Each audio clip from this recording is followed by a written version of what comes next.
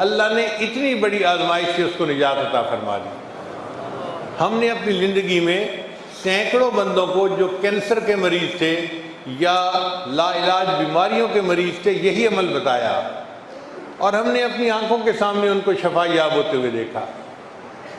اب تو یہ صورتحال ہے کہ جب ہمیں کوئی مہم پیش ہوتی ہے نا، کوئی بڑا مسئلہ آ جاتا ہے، تو ہم خود یہی شجرہ پڑھ کے اور اللہ سے دعا مانگ کے اپنے بڑوں کے وسیلے سے دعا مانگتے ہیں، اللہ تعالیٰ ہمیشہ کرم فرما دیتے ہیں۔ ایک بات آج آپ لوگوں سے شیئر کرنی ہے، یہ کوئی 25-30 سال پہلے کی بات ہے اندازاً۔ ہمارا گھر شہر میں تھا اور چھوٹا سا مہمان خانہ تھا۔ ایک دن میں اپنے مہمان خانے میں بیٹھا ہوا تھا کہ 2 پولیس والے داخل ہو گئے۔ ان کو دیکھ کے میں بڑا حیران ہوا۔ میں نے پولیس والوں سے پوچھا بھئی آپ لوگوں کا کیا کام، یہاں کیوں آئے؟ وہ کہنے لگے جی ہمارے افسر پیچھے آ رہے ہیں۔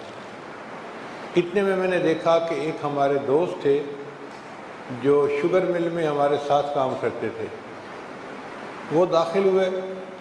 ان کو ہتھکڑیاں لگی ہوئی تھیں اور پاؤں میں ان کے بیڑیاں ڈالی گئی تھیں، اور پولیس والوں نے ان کو پکڑا ہوا تھا، اور ان کے پیچھے جیل سپرنٹینڈنٹ بھی آیا۔ میں ان کو دیکھ کے اپنے دوست کو بڑا حیران ہوا، سلام کیا، ان کو بٹھایا۔ اس نے پولیس والوں کو کہا کہ مجھے پیر صاحب سے دعا کروانی ہے، مجھے 5 منٹ دیں اور آپ دروازے پر انتظار کریں۔ تو پولیس والے سارے چلے گئے دروازے پر گلی میں، اور ہم 2 باقی بچ گئے۔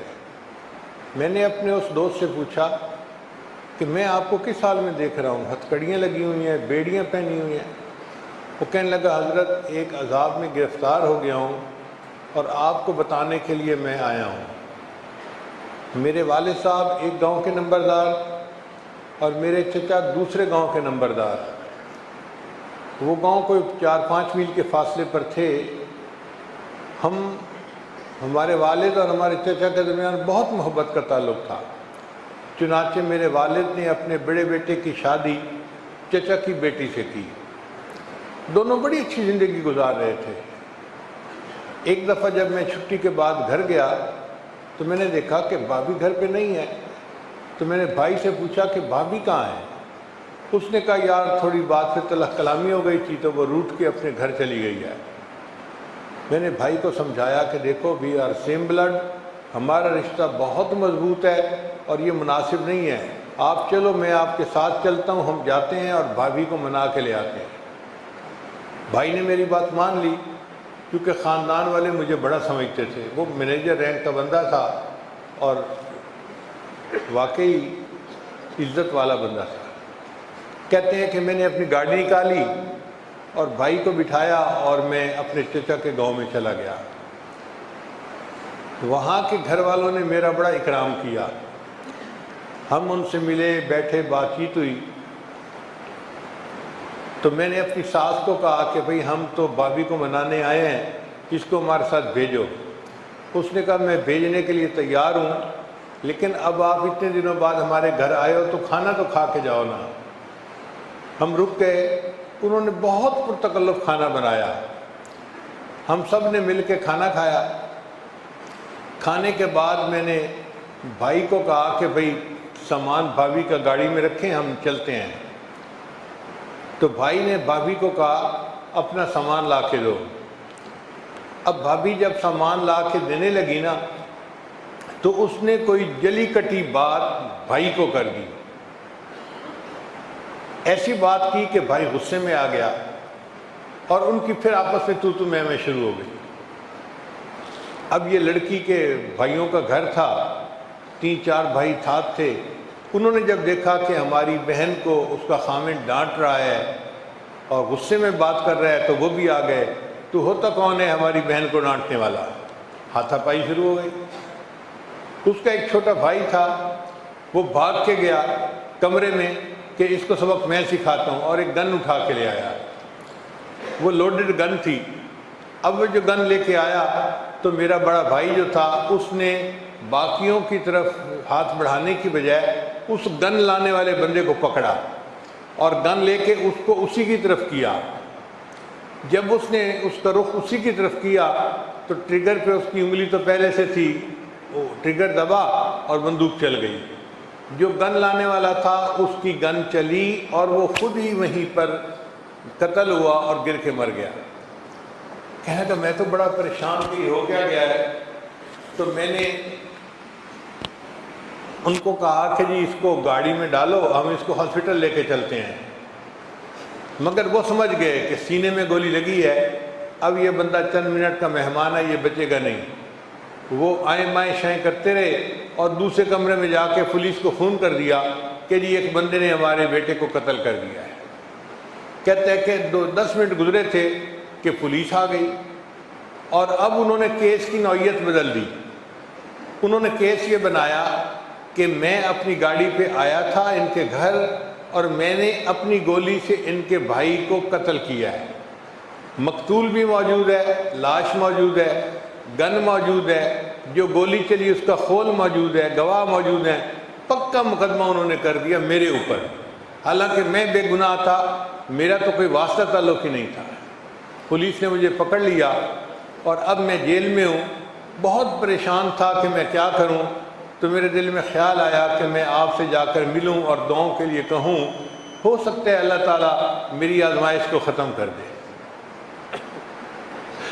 افسوس تو مجھے بھی دل میں بہت ہوا کہ اتنا معزز بندہ، مینیجر رینک کا آدمی، اور آج ہتھکڑیاں لگی ہوئی ہیں، بیڑیاں پہنی ہوئی ہیں اور وہ 302 کے مقدمے میں گرفتار ہے۔ میں نے اسے کہا کہ دیکھو بھائی، میں آپ کو ایک مشورہ دیتا ہوں کہ اب تک تو میرا آپ کا دوستی کا تعلق تھا، اب آپ بیعت کے کلمات پڑھ کے باقاعدہ سلسلے کے ساتھ منسلک ہو جائیں تاکہ آپ کا قلبی تعلق جڑ جائے۔ اس نے کہا جی پڑھا دیجئے۔ تو میں نے اسی طرح ہتھ کڑی لگے ہوئے ہاتھوں کے ساتھ اس کو بیعت کیا اور اس کو کلمات پڑھا دیے۔ پھر میں نے اسے کہا کہ دیکھو مجھے اور تو کوئی عمل سمجھ میں نہیں آتا، البتہ اتنا مجھے پتہ ہے کہ ہمارے جو مشائخ گزرے ہیں وہ اللہ کے اتنے مقبول بندے تھے کہ ان کے واسطے سے جب کوئی دعا مانگی جاتی ہے اللہ قبول فرماتے ہیں۔ میں نے اپنی زندگی میں اس کو سینکڑوں دفعہ آزمایا ہے اور آپ کو میں مشورہ دیتا ہوں کہ یہ شجرہ ہے، اس کو آپ لے جائیں، شجرہ روز پڑھا کریں اور اپنے بزرگوں کے واسطے سے اللہ سے دعا مانگا کریں کہ یا اللہ اگر یہ تیرے اولیاء تیرے مقبول بندے ہیں تو میں ان کا روحانی بیٹا ہوں، مصیبت میں گرفتار ہوں تو میرے اوپر رحم فرما اور مجھے اس مصیبت میں آزادی عطا فرما۔ خیر وہ چلا گیا۔ چند دن میرے اوپر اس کا بڑا صدمہ رہا۔ پھر میں دعوت تبلیغ کے لیے دوسرے ملکوں میں چلا گیا تو بات بھول جاتی ہے۔ کوئی 4-5 مہینے گزرے ہوں گے کہ 4-5 مہینے کے بعد پھر میں واپس آیا اور پھر اسی طرح اپنے مہمان خانے میں بیٹھا ہوا تھا تو مہمان خانے کا دروازہ کھلا اور ایک آدمی اتنا بڑا مٹھائی کا تھال جو ہے نا سر پہ اٹھائے اندر آ گیا۔ وہ ناواقف تھا میرا، تو میں نے پوچھا آپ کون ہیں اور کیا لائے ہیں؟ اتنے میں دوسرا بندہ بھی تھال بڑا لے کے آ گیا۔ کہنے لگے جی کہ صاحب پیچھے آ رہے ہیں۔ ان کے بعد ہمارے جو وہی دوست تھے جو مینیجر تھے وہ آئے اور ململ کا کپڑا پہنا ہوا ہے، سوٹ پہنا ہوا ہے، پاؤڈر لگایا ہوا ہے، خوب چمکے ہوئے ہیں، خوش ہیں اور آئے۔ تو میں کھڑا ہو گیا، میں نے کہا آپ؟ کہنے لگے جی میں نے کہا آپ کو تو میں نے ہتھکڑیوں میں دیکھا تھا۔ کہنے لگے حضرت صاحب معجزہ ہو گیا۔ میں نے کہا بھائی معجزہ تو انبیاء کا ہوتا ہے، اولیاء کی کرامات ہوتی ہیں۔ کہنے لگا ہاں وہی جو آپ کہہ رہے ہیں وہ ہو گئی۔ بھئی کیا ہو گئی؟ کہنے لگا کہ میرا وکیل کہتا تھا کہ FIR اتنی پکی لکھی گئی ہے کہ آپ کو پھانسی کی سزا ہو کر رہے گی۔ موقع سے پکڑا گیا، شواہد موجود، گواہ موجود، ہر چیز ہے، لہذا اب آپ کو سزا میں کوئی رکاوٹ نہیں، میں آپ کی کوئی ہیلپ نہیں کر سکتا۔ لیکن میں اپنا عمل کرتا رہا کہ شجرہ پڑھ کے اللہ سے دعائیں مانگتا رہا۔ اب اللہ کی شان دیکھیے کہ مقتول کا پوسٹ مارٹم ہوا تو ڈاکٹر نے اس میں وجہ لکھی کہ اس کی ڈیتھ کس گولی سے ہوئی ہے۔ اب وہاں اس نے گولی کی جو سائز تھا وہ ملی میٹر میں چیک کیا اور جب رپورٹ کے اوپر لکھا تو اس کے اوپر انچ کا سائن بنا دیا۔ ملی میٹر سسٹم اور ہوتا ہے، انچ کا سسٹم اور ہوتا ہے۔ ڈاکٹروں کو ذرا کم پتہ ہوتا ہے، انجینئر کو اس کا بہت زیادہ پتہ ہوتا ہے۔ اب رپورٹ تو آگے آ گئی، جب رپورٹ آگے آئی تو میرے وکیل کی نظر پڑ گئی، وکیل نے اسی کو پوائنٹ بنا لیا۔ جب کیس چلا تو وکیل نے کہا کہ جی پوسٹ مارٹم کے مطابق تو اس گولی سے وفات ہوئی ہے، اور جو یہ گولی دکھا رہے ہیں یہ گولی تو نہیں ہے، انچ میں جب اس کو کیا تو وہ کچھ اور تھا، یہ تو ملی میٹر سائز تھا۔ اب شک پڑ گیا۔ اب جب کسی معاملے میں شک پڑ جائے تو جج نے اس مقدمے میں اس ملزم کو بری کر دیا۔ قتل کے مقدمے میں وہ بندہ بری ہو گیا، اور عمل اس نے کیا کیا تھا کہ مشائخ کے واسطے سے اللہ سے دعا مانگی تھی، اللہ نے اتنی بڑی آزمائش سے اس کو نجات عطا فرما دی۔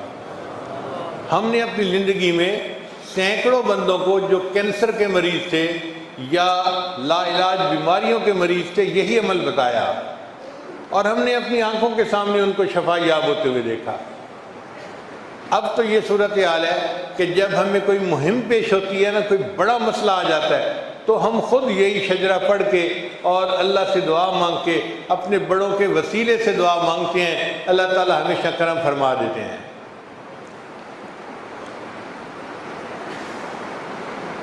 حضرت سید حسین شاہ رحمۃ اللہ علیہ کے سامنے یہ شجرہ پڑھا جاتا تھا، اور شروع میں میں بھی چکوال شریف میں یہ شجرہ پڑھا کرتا تھا۔ تو رات شیخ الحدیث صاحب نے مجھے یاد دلایا کہ آپ چکوال کے اجتماع میں یہ شجرہ پڑھا کرتے تھے، تو مجھے خیال آیا کہ کیوں نہ ہم اس عمل کو پھر زندہ کر دیں، ہو سکتا ہے اس کی برکت سے ہماری سب مصیبتیں آسان ہو جائیں۔ تو اس وقت آپ تھوڑی دیر کے لیے مراقبہ کریں گے، تو میں اس دوران شجرہ پڑھوں گا، پھر اس کے بعد انشاءاللہ ہم دعا مانگیں گے۔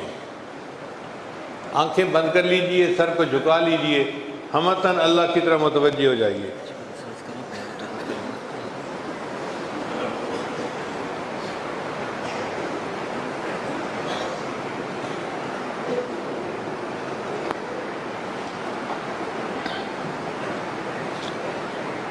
حضرت شاہ غلام علی مجددی رحمۃ اللہ علیہ کے ایک مکتوب میں تحریر ہے، وہ تحریر میں پڑھ رہا ہوں۔ فرماتے ہیں شجرہ شریف ہر روز پڑھنے کے بعد اکابرین سلسلہ عالیہ کے واسطے سے قاضی الحاجات کی بارگاہ میں عرض حاجات کو لازم قرار دیں۔ اللہ تعالیٰ کے فضل و کرم سے اس کے باعث ظاہرہ و باطنی ترقی رونما ہوتی ہے۔ ان حضرات کے واسطے سے اپنے مقاصد کے لیے اللہ تعالیٰ کی بارگاہ میں دعا کریں، انشاءاللہ دعا قبول ہوگی۔ یہ شاہ غلام علی مجددی رحمۃ اللہ علیہ اس شجرے کو پڑھ کر دعا مانگنے کے بارے میں فرما رہے ہیں۔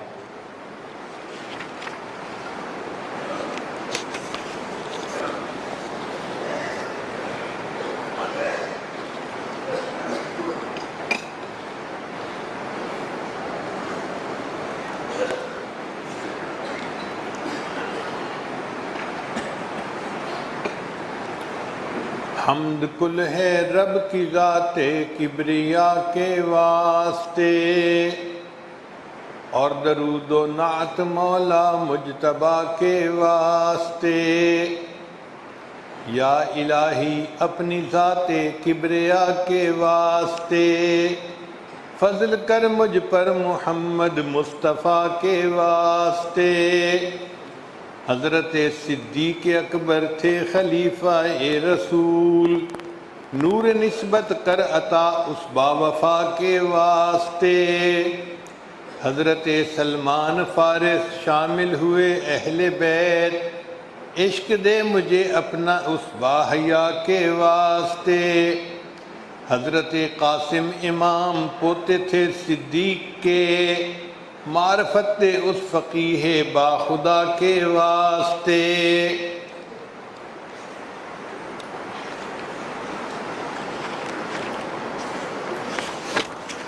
خواجہ حضرت جعفر صادق جو امام وقت تھے، رحم کر مجھ پر امام اصفیاء کے واسطے۔ قطب عالم غوث اعظم شیخ اکبر بایزید استقامت بخش ایسے رہنما کے واسطے، خواجہ حضرت بوالحسن جو ساکن خرقان تھے، ہوں لطائف جاری ایسے پرصفا کے واسطے، حضرت خواجہ ابوالقاسم رہے گرگان میں، ذکر کا لطف و نصیب اس پرضیا کے واسطے، شیخ عالم خواجہ حضرت بو علی تھے فارمدی، دے مجھے اعمال صالح اولیاء کے واسطے، حضرت خواجہ ابو یوسف جو تھے ہمدان کے، علم و حکمت ہو عطا اس پرسخا کے واسطے، خواجہ عبدالخالق غجدوانی تھے فرد فرید، درد اپنا کر عطا خواجہ جہاں کے واسطے،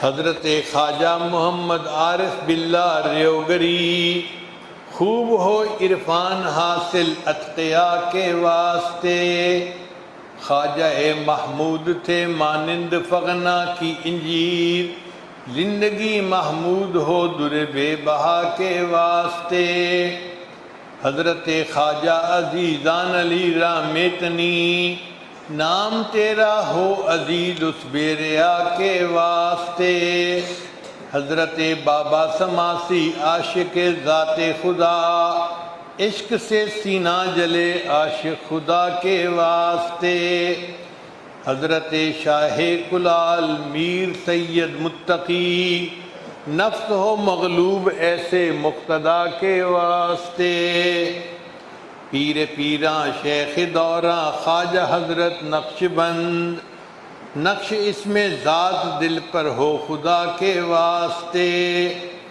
حضرت خواجہ علاء الدین جو عطار تھے، دل معطر ہو میرا اس خوش لقا کے واسطے، حضرت یعقوب چرخی عاشق قرآن تھے، سستی غفلت دور ہو اس خوش لقا کے واسطے، حضرت خواجہ عبید اللہ جو احرار تھے، ہو گناہوں سے رہائی دل ربا کے واسطے، خواجہ مولانا محمد زاہد روشن ضمیر، ہم کو بھی زاہد بنا اہل دعا کے واسطے، خواجہ درویش محمد شاہ درویشاں جو تھے، ہم کو بھی درویش کر صاحب ابا کے واسطے، خواجہ امکنگی محمد مظہر اسرار حق، ہو ہمیں اسرار حاصل با خدا کے واسطے، حضرت خواجہ محمد باقی باللہ رازداں، رازداں مجھ کو بنا شہ اولیاء کے واسطے، حضرت خواجہ مجدد الفسانی اہل دل، دل منور کر میرا اس دل صفا کے واسطے، قربت الوسطی خواجہ محمد معصوم با کمال، ہو کمال ہم کو عطا اس حق نما کے واسطے، خواجہ سیف الدین صاحب سیف تھے جو دین کے، سر کٹے حرص و ہوا کا بے نوا کے واسطے، حضرت حافظ محمد محسن تھے کتنے حسین، ظاہر اور باطن ہو اچھا خوش ادا کے واسطے، خواجہ سید نور محمد تھے وہ نور علی نور، نور سے سینہ بھرے سید صفا کے واسطے، مرزا مظہر جان جانا تھے حبیب اللہ شہید، رکھ شریعت پر مجھے پیر خدا کے واسطے، حضرت خواجہ غلام علی مجدد دہلوی، خاص بندوں سے بنا اس جاں فدا کے واسطے،